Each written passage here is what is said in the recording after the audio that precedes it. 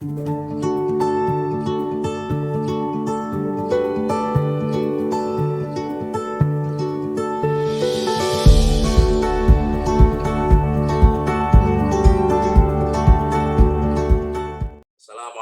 warahmatullahi wabarakatuh.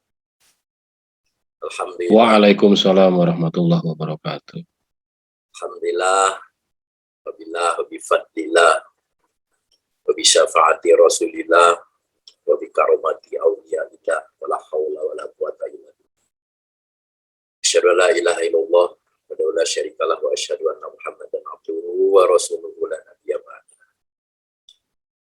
Selanjutnya mukadimah ikut yang mulia Pangersa Dr.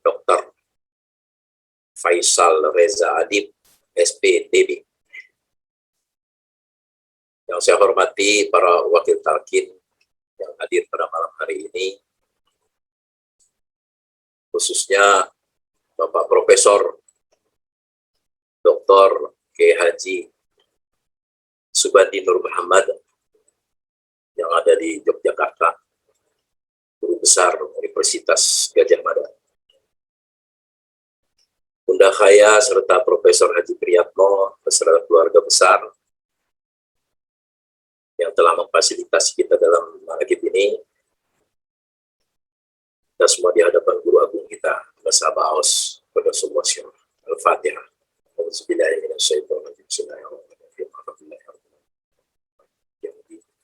Ya kana na'budu wa iyyaka nasta'in ihdinas siratal mustaqim siratal ladzina an'amta 'alaihim ghairil maghdubi 'alaihim. Ilahi anta maksudi wa ridhoka maghdubi atini mahabbataka wa alhamdulillah, malam hari ini kembali kita dapat melaksanakan berbagai amaliyah kita yang telah kita terima dari guru mursyid kita. Pada kesempatan ini saya akan menyampaikan topik khidmat ilmiah, yaitu muhasabah melalui tawajjuh atau muhasabah dengan tawajjuh. Di dalam Al-Quran, Allah Subhanahu wa Ta'ala berfirman, A'udzubillahi minasyaitonirrajim, Bismillahirrahmanirrahim. Qul innas salati wa nusuki wa mahyaya wa mamati lillahi rabbil alamin. Katakanlah Muhammad, sesungguhnya solatku, ibadahku, hidupku, dan matiku hanyalah untuk Allah, Tuhan semesta alam. Quran Surat Al-An'am ayat 162.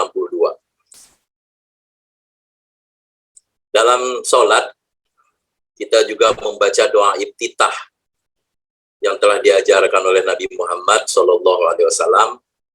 Allahu Akbar kabiro walhamdulillahi katsiro wa subhanallahi bukrata wa asila inni wajjahtu wajhiya lillazi fataras samawati wal ardh hanifan musliman wa ma ana minal musyrikin. Inna sholati wa nusuki wa mahyaya wa mamati lillahi rabbil alamin la syarika lahu wa bidzalika umirtu wa ana minal muslimin. Yang artinya Allah Maha Besar dengan sebesar-besar. Segala puji yang sebanyak-banyaknya bagi Allah. Maha suci Allah pada pagi dan petang hari. Aku menghadapkan wajahku kepada Tuhan yang telah menciptakan langit dan bumi dengan segenap kepatuhan dan kepasrahan diri. Dan aku bukanlah termasuk orang-orang yang menyekutukannya. Sesungguhnya, sholatku, ibadahku, hidup dan matiku hanyalah punya Allah, Tuhan semesta alam, yang tiada satu pun sekutu baginya. Dengan semua itulah aku diperintahkan, dan aku adalah termasuk orang-orang yang berserah diri atau muslim. Ini doa iftitah yang kita baca. Mungkin ada di antara kita yang baca iftitah yang lain. Tapi mayoritas saya yakin hampir semuanya membaca doa iftitah ini. Di dalam doa iftitah itu ada kalimat inni wajjahtu wajhiya lillazi fataras samawati wal ardh. Inni wajjahtu itu akan menghadapkan, aku menghadapkan. Ini wajahku, aku menghadapkan. Apa yang dihadapkan? Wajahku, wajhiyah. Kepada siapa? Lilladzi fatas samawati wal ard. Kepada Tuhan yang telah menciptakan langit dan bumi. Menghadapkan wajah. Aku menghadapkan wajah kepada Tuhan pencipta langit dan bumi.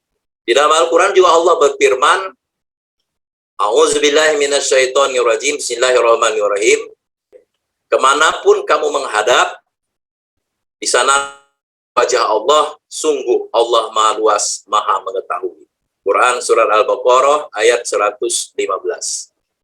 Nah, kemudian Allah juga berfirman dalam Al-Quran, Qad nara taqalluba wajhika bis-sama'i bis-sama' falanuwalliyannaka qiblatan tardoha fawalli wajhaka satrul masjidil haram wa haitsu ma kuntum fa wallu wujuhakum satroh. Yang artinya kami melihat wajahmu Muhammad sering menengadahkan ke langit, maka akan kami palingkan engkau ke kiblat yang engkau senangi. Maka hadapkanlah wajahmu ke arah Masjidil Haram, dan di mana saja engkau berada, hadapkanlah wajahmu ke arah itu. Nah, hadirin ikhwan wal akhwat rahikumullah, itulah menghadap wajah secara syariat gitu ya. Dulu umat Islam menghadapkan sholat itu menghadap ke Masjidil Aqsa gitu ya. Pada saat itu. Nah, kemudian orang-orang Yahudi itu ngeledek gitu ya. Itu Muhammad menghadap ke arah kiblatnya kita, sekalian aja ikut agama kita. Itu kira-kira seperti itu. Ya, turun ayat, dimanapun wajahmu menghadap, disitulah wajah Allah. Nah, kemudian Nabi ketika itu mendengar itu, sering ketika sholat, sering menegadahkan ke langit gitu ya. Enggak mendongak ke langit gitu, Nabi. Nah, kemudian Allah melihat itu, Allah membelokkan hadapannya Rasulullah ke arah apa? Kiblat ya, kiblat yang engkau sukai, engkau ridhoi, engkau senangi, yaitu Masjidil Haram. Dimanapun kamu menghadap ke Masjidil Haram. Nah, ini sebenarnya dalam konteks kita melaksanakan sholat, ya, melaksanakan sholat. Kalau kita di dalam Masjidil Haram, itu kiblatnya Ka'bah. Kalau kita di luar Masjidil Haram, di Mekah, kiblatnya Masjidil Haram. Kalau kita di luar Mekah, di Indonesia, kiblatnya kemana? Ke Mekah. Gitu. Atau ke arah barat. Gitu. Seperti itu ya. Dan fikih. Kalau dalam Al-Quran disebutkan menghadap ke Masjidil Haram. Tapi kalau di dalam Masjidil Haram, menghadapnya ke Ka'bah. Seperti itu. Itu ulama yang menjelaskan. Nah, semua itu adalah menghadapkan wajah secara syariat. Dan waktunya juga tertentu, yakni ketika sholat. Jadi sholat itu, selain kita menyembah, juga sebenarnya fungsinya adalah kita sedang bermuhasabah. Ya. Introspeksi diri.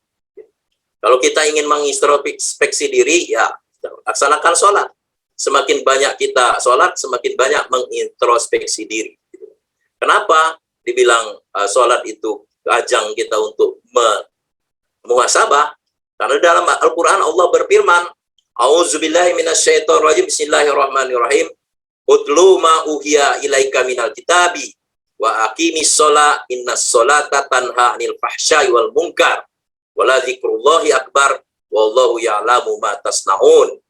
Bacalah kitab Al-Quran yang telah diwahyukan kepada Muhammad dan laksanakan sholat.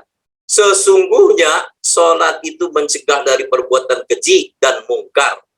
Dan ketahuilah mengingat Allah itu lebih besar keutamaan dari ibadah yang lain. Allah mengetahui apa yang kamu kerjakan. Quran Surat Al-Ankabut ayat 45. Ikhwan wal akhwat rahimakumullah, sejogjanya ketika kita menghadapkan wajah kita ke Masjidil Haram, kalau kata pengesahabah, kalau belum hadir Ka'bahnya di hadapan kita, jangan mulai sholat. Seperti itu. Nah, sejogja kalau kita melaksanakan sholat, sholat kita itu bisa mencegah dari perbuatan keji dan mungkar. Gitu. Jadi itu introspeksi. Ketika kita melakukan aktivitas kita bersama dengan makhluk, ya. Nah, kemudian waktu sholat datang, apa-apa aktivitas kita yang tadi, yang mungkin lalai, kita lupa kepada Allah, atau terlanjur berbuat zalim, berbuat dosa, dengan sholat kita bisa mengintrospeksi diri. Artinya dengan sholat, kita dapat mencegah dari perbuatan keji dan mungkar. Itu kalau sholatnya benar gitu ya. Nah, hadirin ikhwan wal akhwat rahimakumullah, apa kaitannya tawajuh dengan sholat ya? Sholat ada waktu-waktunya dalam muhasabah. Dengan tawajuh apa kaitannya? Sebelum itu ada sebuah hadis Rasulullah SAW bersabda yang artinya sesungguhnya Rasulullah bersabda tidak akan bergeser kedua telapak kaki seorang hamba di hari kiamat sehingga ditanya dengan 4 hal. 1, tentang umurnya habis digunakan untuk apa? 2, tentang jasadnya rusak digunakan untuk apa? 3, ilmunya bagaimana mengamalkannya.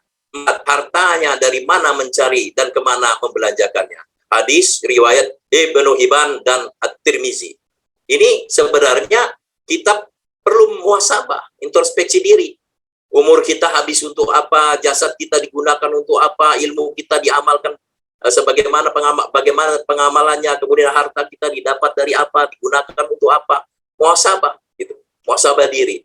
Oleh karena itu, kita perlu melakukan muhasabah terus-menerus. Kalau muhasabahnya setiap waktu hanya waktu seperti itu, ya, makanya kita ini tercepat, termudah, terutama. Itu ya, ibadah kita ini ya. Thariqah kita ini tercepat, termudah, terutama.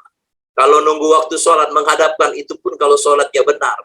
Nah, kita harus muhasabah. Dan muhasabah kita tidak perlu harus uzlah ya. Tidak perlu harus uzlah atau mengasingkan diri atau kholwat, menyepi. Muhasabahnya jarang sekali, kecuali kalau sudah sangat genting sekali ya, baru kholwat gitu ya. Jadi kholwat kita itu cukup dengan tawajuh. Oh, baru ini ya. Cukup dengan tawajuh. Jadi, wah, berapa hari saya harus kholwat gitu, saya harus menyepi, menyendiri seperti itu. Sebenarnya bisa kita lakukan kapanpun, dimanapun, saat apapun kita tawajuh. Menghadapkan wajah secara syariat, menghadapkan wajah ke Masjidil Haram ya, kemana? Ke Ka'bah. Secara hakikinya menghadapkan wajah kemana?